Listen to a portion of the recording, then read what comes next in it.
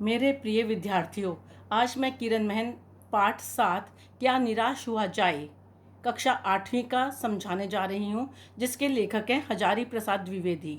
इसके शब्दार्थ हैं आरोप प्रत्यारोप, दोष लगाना, गह्वर, गुफा, जीविका, जीने के लिए पेशा, निरीह, निर्दोष, श्रमजीवी, मजदूर, भीरू, कायर, अवांछित, ना चाहना, आक्रोश, क्रोध, गरिमा, महिमा, अकारण, बिना कारण के, धर्म भीरु, धर्म से डरने वाले, आंतरिक, भीतरी, गंतव्य, मंजिल, चरम परम, सबसे ऊंचा, उपेक्षा, महत्वहीन। पाठ का सार।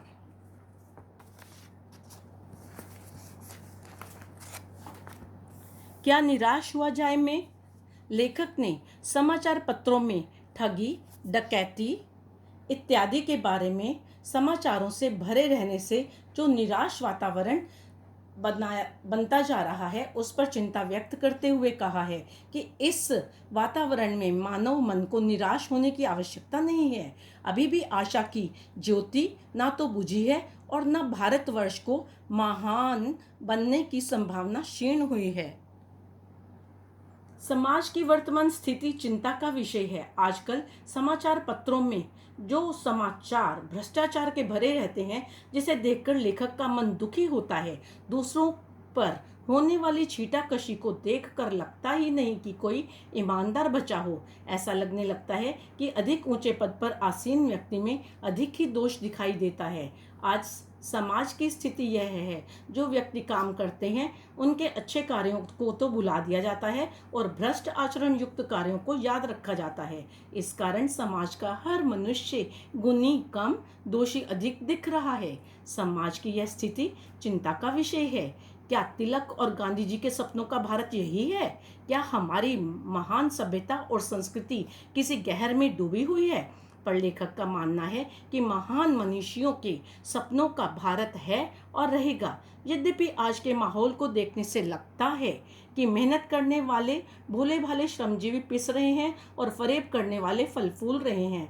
ईमानदारी मूर्खता का पर्याय बन चुकी है। जीवन के महान मूल्यों के बारे में लोगों की सोच बदल गई है। मनुष्य के आंतरिक गुण ही चरम और परम बन गए हैं। भारतवर्ष में भौतिक वस्तुओं के संग्रह की जगह मानव के आंतरिक गुणों को महत्व दिया जाता है।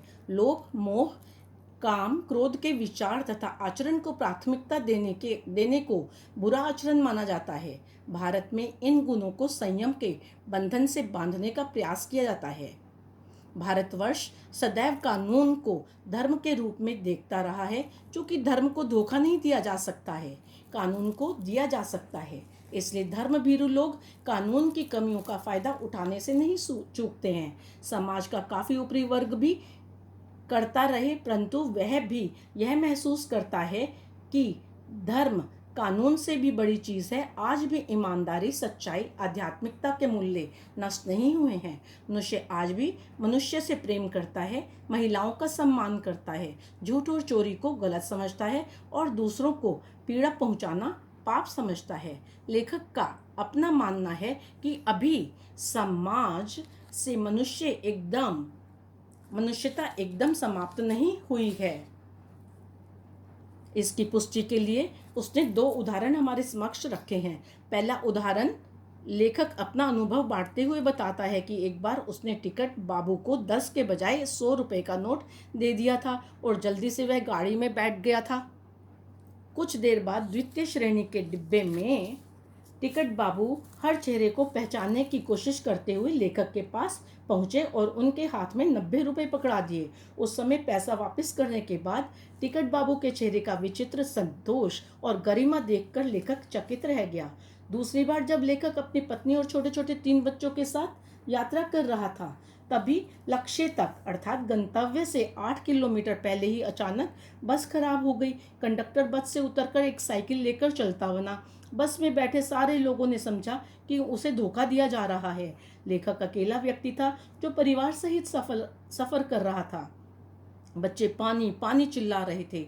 पानी का वहाँ कोई ठिकाना ही नहीं था। लोगों ने तरह तरह की बातें करनी शुरू कर दी कि यहाँ बस इसी तरह लूटी जाती है। लोग भयभीत थे।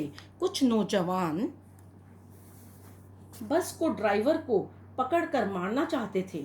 उसने लेखक की ओर कातर नजरों से देखा। लेखक ने किसी तरह उस नौजवान को समझाया बुझाया। कुछ यात्री कहने लगे कि अभी कंडक्टर डाकुओं को लेकर आएगा।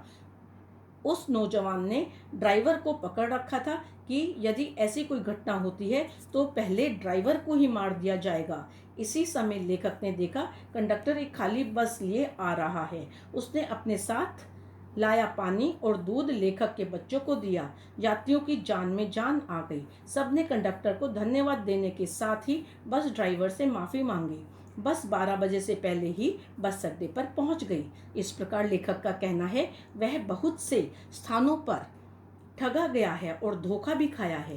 केवल धोखा खाई बातों को ही याद करने से जीवन कष्टकर हो जाएगा। ऐसी भी अनेक घटनाएं जीवन में होती हैं जिनमें लोग अकारण ही सहायता करते हैं। श्री रविंद्रनाथ ठाकुर ने प्रार्थना की है कि यदि उन्हें जीवन में धोखा खाना पड़ा तो उस समय उसे ऐसी शक्ति ईश्वर प्रदान करें कि वह ईश्वर के ऊपर संदेह न करे। मनुष्य की इन बनाई विधियों का जो गलत नतीजे पहुंच रहे हैं उन्हें बदलना होगा। उन्हें बदलना भी पड़ रहा है। आशा की ज्योति अब भी बुझी नहीं है। मानव मन को निराश होने की जरूरत नहीं है। धन्यवाद।